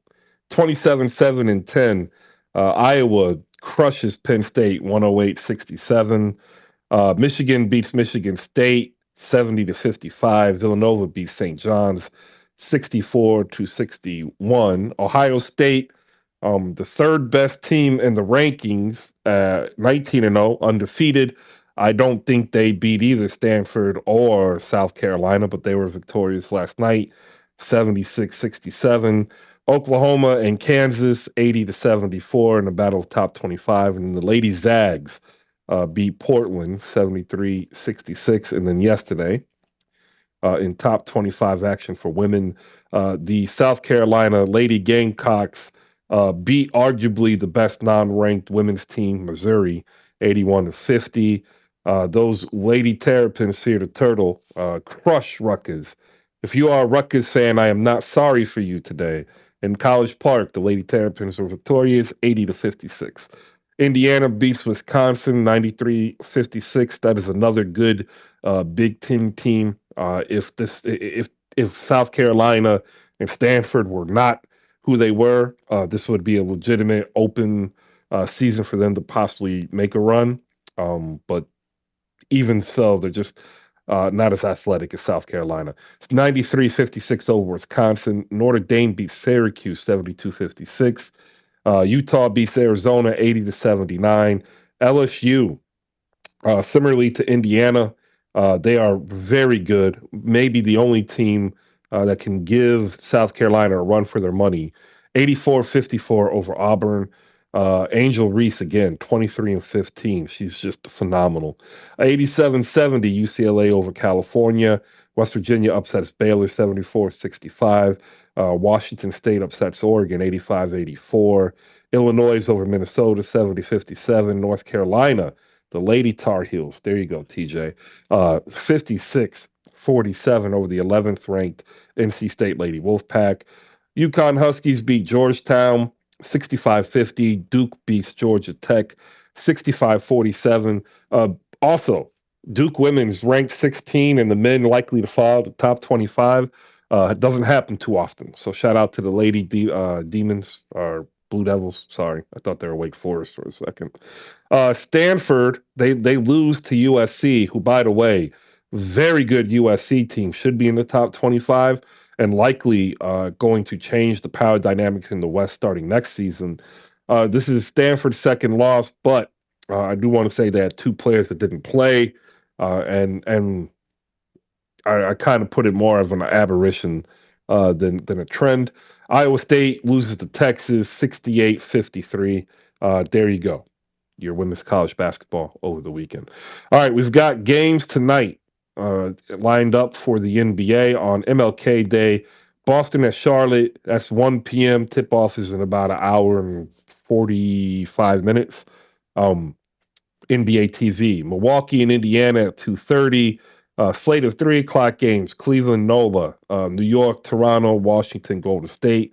Atlanta, Miami, 3:30 on TNT for MLK. That's their first doubleheader special. Minnesota, Utah at 4, and then you close out on TNT at 6 p.m. Memphis and Phoenix. Shout out to TNT for purposely scheduling this. A lot of people don't understand, like, to get these games, the networks have to compete against each other as well as work with each other. TNT basically gives up or gave up some other holiday rights in the very beginning, and then they really focused in on MLK Day. And I do want to give them a shout out because that was really more of a Kenny and Shaq and Ernie thing pushing it for the last decade. So shout out to them. And then at 10:30 p.m., because for some reason they want us to stay awake to watch the Houston Rockets and Los Angeles Lakers. There you go, 10:30 on NBA TV. Which, by the way, if you're up and you're watching that game, you are a real fan. So give yourself a pat on the back. I don't. EK. I feel so bad for EK sometimes. Shout out to EK because like he has to watch his Rockets and like they're not very good. So if you are happen to be a Rockets fan, my heart out to you. Or if you are a listener and you followed my advice at the beginning of the season to say, hey, you should probably check out the Rockets on League Pass. I apologize. That was my bad because it ain't worth it. It ain't worth it. All right, there you go. Your schedule up there. Tomorrow we'll be back at 10. The review will be out in the morning. We'll also have some reaction videos, as you heard earlier. So I'm going to go ahead and play this. We didn't do like a real show today, so I haven't done any reads, but I will do this one. Brought to you by slamgoods.com. Head over to slamgoods.com and remember, you can pick up the perfect gift for the NBA fan. I suggest if you have a birthday coming up for one of these wonderful fans of the NBA, you get them a paper copy. You can get them a digital copy too, but get them the paper copy of Slam Magazine. You can use promo code HoopSpaces and you save 15% off of that subscription. And I don't know how many of you have read Slam, but the reason why I love it is really simple: is it humanizes the player in the game, man or woman or even child in some instances, and you get a better like in-depth personality piece, which I think is missing from a lot of our basketball coverage and discourse.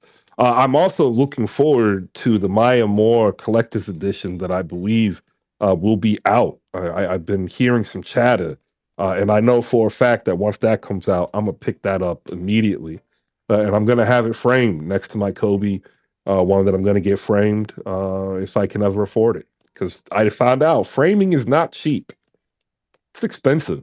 So go ahead and save some money by using promo code HoopSpaces over at slamgoods.com. While you're over there, check out the pickup card game and pick up a copy for you and your family. You'll enjoy it. You will not regret it. All right. If you are interested in doing those reaction videos, they're not hard, and we have an easy format for you. You just have to be able and willing to listen and follow the steps, and we're here to help you with that. So reach out to either me or JP, Justin Patton. And if you reach out to me, I'm gonna just tell you to reach out to Justin, and I'm gonna tell Justin that hey, this person's going to reach out to you. All right. Maya Moore officially announces her retirement. We're going to spend the remaining 20 minutes or so talking about Maya and what we have possibly coming up in the W with the Jonquel Jones trade, as well as some buzz out of Los Angeles as the Sparks look to turn around their misfortunate season from last year. Up on top of the stage now, there is a wonderful woman by the name of Jasmine. The only issue we have is that she's a Gator fan, and as somebody who grew up despising the University of Florida, it's the only knock that I can put on her. But it's not a bad knock, right? Like we understand, like there's these paths we all have to take, and the University of Florida was in hers. But why I highlight this is the one thing that she did take out of being an alumnus is a determination to be excellent, right? And that's what she does when she writes covering the Dallas Wings over at Winsided. So we can't hold the UF thing against her too much because she's really dope. So shoot her a follow. And get better knowledgeable about W Sports as she gets ready to launch another season. Jasmine, good morning. How are you? Good morning. Thank you for that beautiful introduction. And I'm so glad that you added alumni behind that University of Florida. Like, I'm a fan, yeah, but that degree is going to speak for itself. Yes. Um, just wanted to come in and spread a little bit of WNBA information. Of course, as Chris stated earlier today, Maya Moore announced her retirement on Good Morning America. One of the greatest WNBA players that you'll ever get to see. Unfortunately, I didn't get to see much of her because we didn't really have access to WNBA games down here like that. But now with League Pass, you can definitely go back and watch some of her best games, highlights, key matchups. That team that she had with Simone Augustus, who just received the statue in honoring at LSU, was probably one of the best WNBA teams with Sylvia Fowles as well on there. So definitely check out League Pass if you get the chance, just to go search some of the archives and get a glimpse into some of her game and how she impacted the WNBA. She's definitely credited as one of the people who brought a lot more light back into the WNBA in previous seasons. So I would definitely recommend checking it out. If you want to, you don't have to, but you can follow me, and I pretty much keep up with everything up to date WNBA right now. Or really, we have things called WNBA Mondays when a lot of news drops for us. So I'm usually one of the people that's always retweeting it, whether it's my team or not. We have spaces about it pretty often. You could get a lot of good information from myself, Winsider, which is the media company that I work under. You could also check out other platforms such as like WNBA Lead, the Next Hoops, the committee, Just Women Sports. It's a lot of different platforms out here. So definitely get some WNBA in today if you can. Yeah, no, I look, the cool thing about the W for all of you non-traditional fans is that you get to experience it growing. And a lot of y'all missed out on the NBA growing. And there's a level of fandom that we cannot explain to you. I can't explain to you what it was like watching the Vancouver, now Memphis Grizzlies, and the Toronto Raptors coming into existence. I cannot explain to you how that shifted the NBA dynamics and how it actually made the game more fun.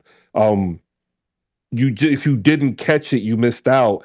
And right now, the WNBA is primed to do exactly that. And there is no better time than now to start realizing it and enjoying really great basketball. So as we talk, she got on Good Morning America. Um, I can't stand Gino Ariema, right? I've met the man personally at a coaching clinic long time ago, and I never liked him from that moment. And that bias is tainted me, and I'm anti UConn, both men's and women's sports. But then the men's is more of a Big East thing. Maya Moore though was different for me because to me, Maya Moore was Allen Iverson, right? The next face in that aspect of culture and hoop in the WNBA. Jasmine, that's how I compare her. I'm not saying the game was the same. All I'm saying is for me, culturally speaking, she was my Allen Iverson for the WNBA because she made it current. She brought it to modernization, right? Who do you view Maya Moore as a fan, right? And who do we need to look at, either now in the W or getting ready to come out in the next year or two that can kind of be that vehicle and face of the league? Yeah, like I said, I didn't get to watch too much of Maya because we didn't have the access down here that we do now. Um, it's kind of tough to compare her to certain NBA players because she's just like so versatile. She was dominant. She had a lot of great players around her. So I can agree with you on the modernization of the WNBA. I can agree with you that she was one of the people pioneering it to go into the light that it is right now. So I can definitely agree with you on that. Um, excuse me, my fandom is about to pop out. If you don't know, then you need to get acquainted with Asia Wilson, ladies and gentlemen. Asia Wilson, Las Vegas Aces forward, real shifty, 2022 MVP, Defensive Player of the Year, Female Basketball Athlete of the Year, Olympian. I could really go on. The list just explains itself. Asia Wilson is definitely probably going to be the face of the league if she isn't already within the next 2 years maximum. Of course, you always have Brianna Stewart. A blockbuster trade just happened with the 2021 MVP, Jonquel Jones. She has now moved on to the New York Liberty, which people are kind of speculating that Brianna Stewart is going to try to still go on to the New York Liberty, but depending upon the numbers, we'll see how that pans out. But definitely, Asia Wilson, Brianna Stewart, Jonquel Jones. I can really keep going on with the list. Alicia Gray, that's another great player for me, my favorite player. Yeah, you want more? I can keep going. So I have a question, and this is the way you answered this previous one was absolutely phenomenal because it set me up perfectly. With John Quell Jones going to the Liberty, right? They already have Sabrina. Mm-hmm. I mean, we be looking like they can pick out any random player right now, I think, and form a dominating potential trio Mm-hmm. with Sabrina, John Quell, and whomever, whether it's Dewey or whether it's somebody else. Should we be looking at New York as a team who struggled to meet expectations last year, who Mm-hmm. are coming in, and we should really be paying attention to them because it seems as though they are really making moves to be a legit top three team in the East? Yeah, as you all know, Josiah is one person that he will pay you. Like if you're doing the work and you're putting it in for your team and like just really trying to bring something to Brooklyn, New York, he'll definitely do it for you. So they already have their franchise player in Sabrina Ionescu. She's essentially the centerpiece of the team. So what they're doing right now, because of their low execution last year, they're trying to build up around her now and really make a plunge at a championship title because they're actually not a bad team. They're usually in that middle tier spot above the top teams that are probably in for a championship, which is usually no more than 3 to 4 teams out of 12. And New York Liberty is always that borderline team that could be there, but they're always like maybe 2 or 3 players away from being a championship team. So the addition of an MVP caliber player, you match that with Sabrina Ionescu, and I'm pretty sure that the team isn't done making moves right now. So we can expect another player or two to come there. Is definitely going to gear them up to being competitive. Right now, the Las Vegas Aces, like I said, the 2022 WNBA champions, they're on everybody's radar. So right now, if you don't have a team that can match up against an Asia Wilson, a Jackie Young, or a Chelsea Gray, then you're not going to do it. So I think the addition of Jonquel to New York is definitely geared towards that. And much like it's geared towards that. Last year in the draft, the Mystics almost like they picked Shakira Austin, right? Yeah.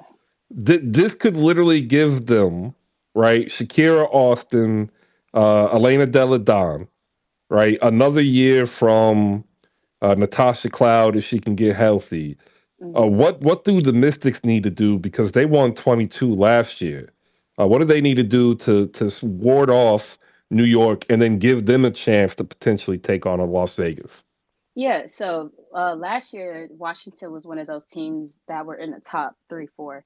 You had Vegas, Connecticut, Chicago, and Washington. So I think for Washington, a player that would definitely take them over the edge in their set, depending upon who they give up, is Alicia Gray.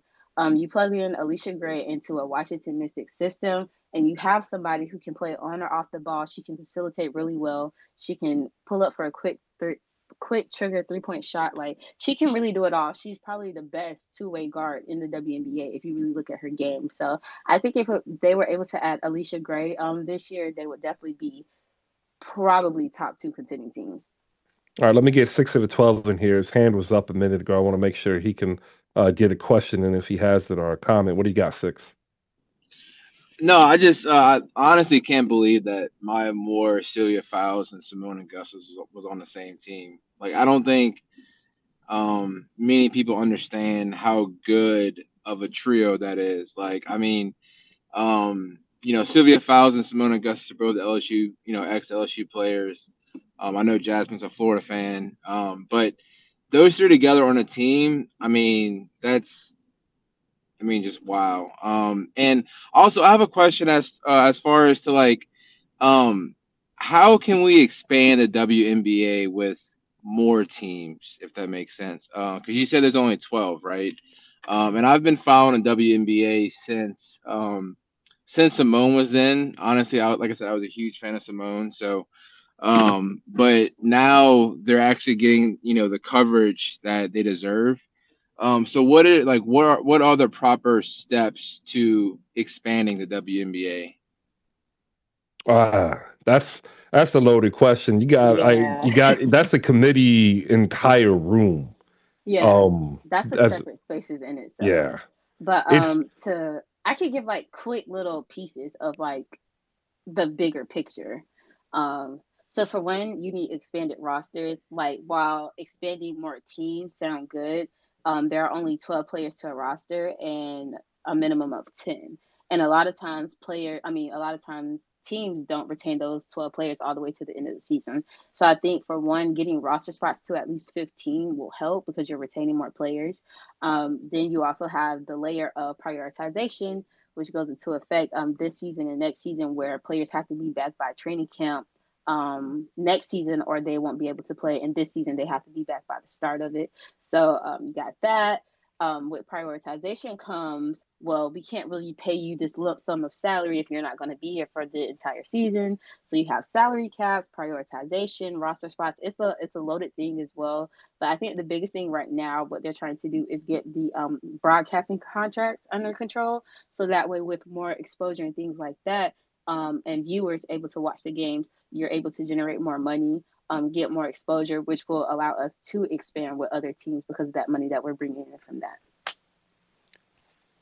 yeah, it's a complicated subject. Six. It's a good Mm-hmm. question, but it's really complicated. Like for me, it starts with having teams like Los Angeles be competitive, and not Mm-hmm. have the Indiana Fever go 5-31. Right, like Make that Yeah, was your big name market teams like Los Angeles, the Atlanta Dream, New York Liberty, like all of them definitely have to be competitive and gain more viewership and people at the games in order for that to happen. But it's all a process. Unfortunately, it's a very long and detailed process. Yeah, like last year, I was trying to choose my team that I was going to root for, right? And I was down, I whittled it down to either the Indiana Fever or the Washington Mystics. And like somebody said, you didn't make a pick. And I'm like, well, after seeing the Indiana Fever lose 18 straight to close out the year, like I needed an off season, and I still am without a team. Mm-hmm. It was rough. I went through the process, but like I ain't gonna lie, that was rough. Yeah, even for me, like this will be my third season covering the WNBA. And when I came in, I was like, oh, I want to have like a team that I actually like as a fan and not just one that I covered because I covered the Dallas Wings.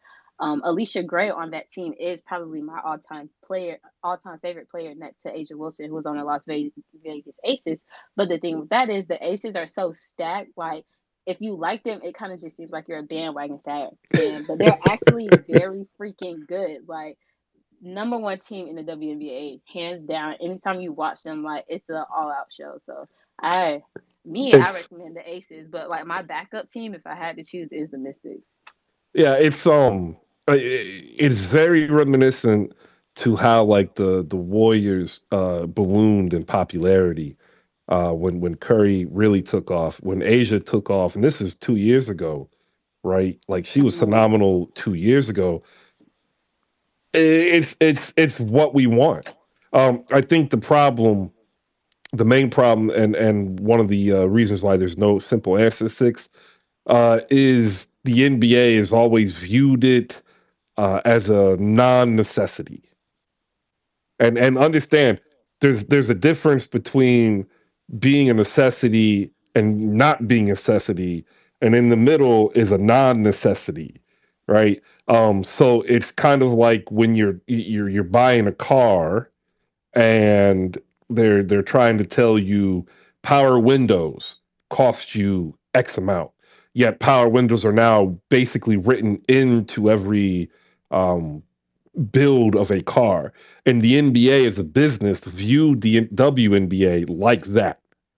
Now they're starting to understand there's actually a separate ravenous fan base that had they for the last 20 years have actually caretaked and nurtured and grew would be actually producing them money. And people say, well, how's that possible? Well, it's simple math, and women make up the majority of the economic spending in the country. And when you view in terms of spending for athletics, they're fast becoming the majority. So, like, had they went a different way of investment and growth, we would be in a far more advantageous position where we probably would be having an NBA all year round with 7 months of NBA and 5 months of WNBA, pretty much solely separate, and then maybe like a shared window of when the NBA, has their finals, transitioning directly into W play.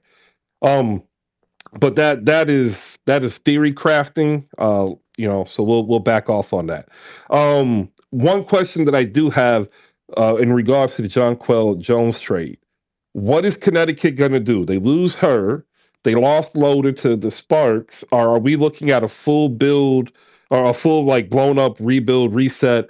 Are they going to try to just go in a different direction with like the current stable of players they have, and then try to basically be what Dallas was last year, competitive, but knowing that they don't have a title window? See, the way free agency has gone within the past, I'll say, week, like at this point, nobody really knows what's gonna happen because John Quill going to New York was such like a shock. It's not really definitive of what Connecticut will do next. They still have Alyssa Thomas on the roster.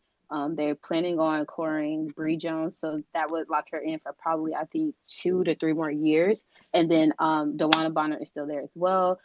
They just offered Natisha Heidemann. So I feel like they still have some of their core members there and they can build around them. But it's a matter of will those veterans who have been there for a while and who have been waiting to get a championship, are they willing to stick around for a rebuild with younger players or players that they haven't played with on the championship window in a while? Because they're always 9 times out of 10 in the semifinals or the finals. Like they're always there, but they can just never get over that hump of winning. So when you're taking away an MVP caliber player and you're kind of starting over, not necessarily from scratch, but with half of your roster from last year, it's kind of tough to determine if all those players will want to stay there. Yeah, no, I totally get it. I also want to give a shout out down below to Dip, who's telling us do not forget about the greatness of Lindsay Whalen. We shall not. Fourth overall pick, University of Minnesota, Gophers all-time leader, I think, in points and assists for the Minnesota Lady Gophers, and also I believe two-time Miss Minnesota. I believe. Shout out Dip. All right. So if you gave out a couple of places that a person can go to get more info on the W. One of them is Winsided, your publication. What are we looking forward to when you get ready to start? Because the league starts only 4 months from now. So when would we get to look forward to seeing some of your written work up here in the big board? Yeah, so right now we're pretty much focused on free agency. We put out articles over the weekend, 2 parts, and the second part came out earlier today. But all of what we wrote happened previously before all of the trade news happens. So you can expect for us to probably put out another piece within the next 2 weeks. And then once teams are solidified with their contracts and things like that, and training camp starts up, that's when you'll probably get individual pieces from me about the Dallas Wings. I might even do a little bit of the Chicago Sky beat. So I'll probably be all over the place, but my work will definitely be out here. So just anticipate around like late February, early March. All right. There you go. And there's a couple other good writers over there at Winsider. One of them you can actually check in also on Spaces is Miles. Miles Ehrlich does some good work. I've been reading Definitely. him for about a year now. The other publications that you all can also check out are the Next Hoops, WNBA Lead, the Committee, Just Women's Sports, and of course Winsider. I feel like that was the last one. I don't think I forgot any other ones. All right. Well, there But you just go. follow me. Don't worry about it. Just follow me. I got everybody, so it's all right. There you go. That's all you need to do. Your local source of news and notes for WNBA action. Um, the review will be starting back up tomorrow. It'll be kind of the way it is. It's going to be going through some changes as we get ready to grow. One of those changes will be adding men's and women's college basketball via EK Johnson, who's down below. And we also have Evan Moore, who's going to be doing Lakers and maybe some general NBA. So if you are a person who wants to dabble in some writing, we have the website that will be geared now more towards the show with article publication ability. We have that available for you. And with that, it'll also be put in the review, which is the newsletter. So you can have a video content creation aspect, and if you want to write, a written one as we get ready to continue to grow in season 2 of Hoop Spaces to bring a better way to just cover the game we love. Like that's essentially what it is, right? Like no offense to like some of the established people, the bigger networks. There's a lot out there that you miss, a lot, and some of us don't, and we want to share it, and that's what we're building. Um, we'll go into a round of last takes. We'll go to Micah first if he's still there. Micah, what is your last take of the day? Awesome. No. I got you. It was great, man. That was the best. No, last take of the day is we need to do something. We're kind of cooked. Maybe they figure it out. I don't know. That's to be seen. Let's just not throw on another large contract from another podcaster from another team. That would be great. But yeah, and I am looking forward to the WNBA.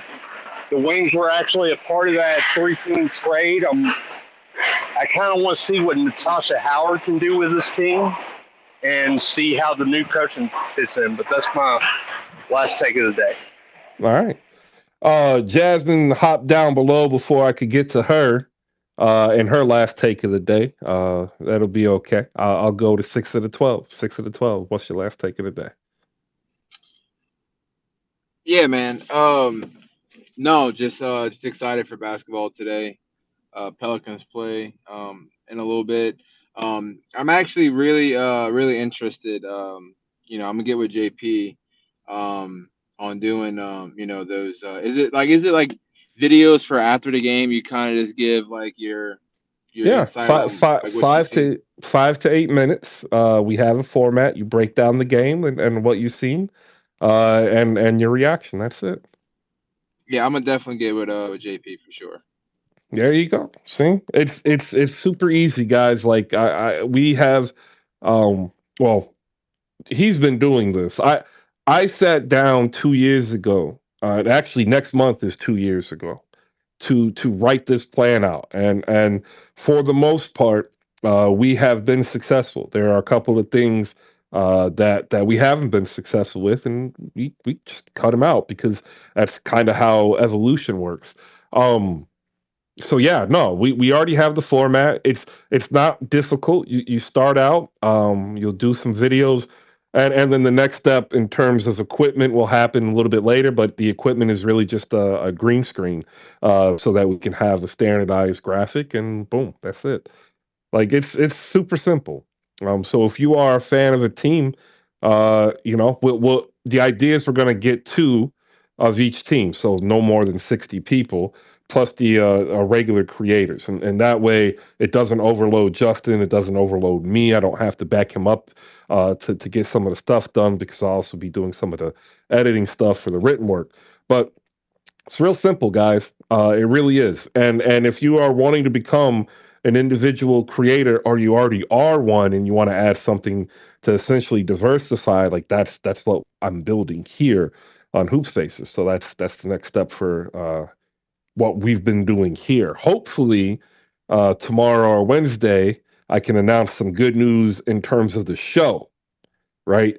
because I view them kind of separately. There's the show, and then there's the overarching community that we've been building and have built from the show. My last take today is going to be previewing the WNBA and specifically one player that I am looking forward to seeing more than any player, including no matter where Aaliyah Boston, Indiana ends up, and that's Destiny Henderson. Um, Dawn Staley built South Carolina. She will always be known for that. Uh, Tons of great women have come through that program.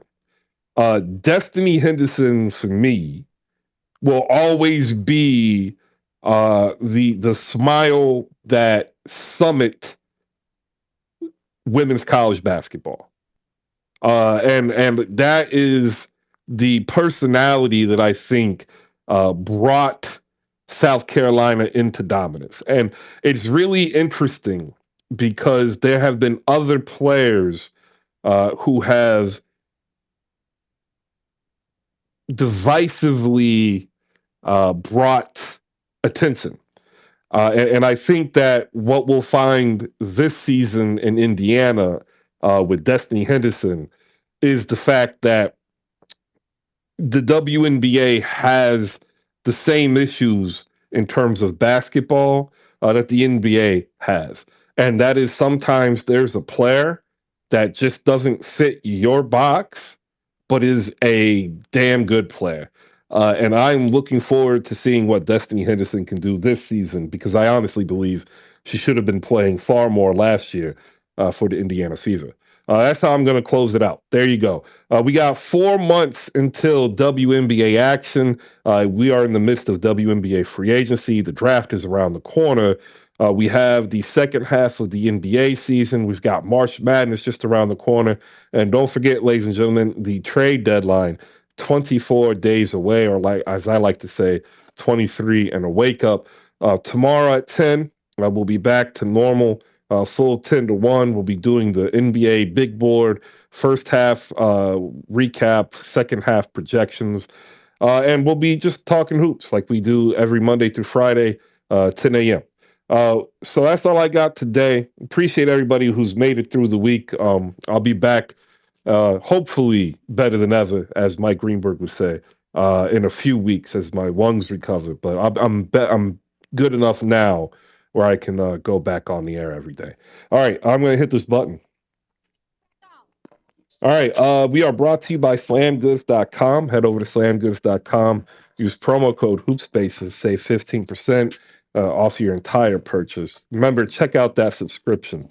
Like, you're saving money on saving money because the subscription itself is on sale right now. Yeah, I'm going to look forward to this debate tomorrow because Luka Doncic and Jason Tatum are 2 and 3 in the NBA MVP big board, and neither one of them are close to Jokic. None of them. Embiid is up there as well, nowhere near Jokic. So that's going to be an interesting debate. Rookie of the year, no longer a runaway. Paulo Banchero's got some competition. We'll get into that. And we'll talk about the greatest disappointments in the first half and look forward to the second half tomorrow, 10 a.m. Peace out. And if you are on your bike and, honor of Tony Kornheiser, do wear white.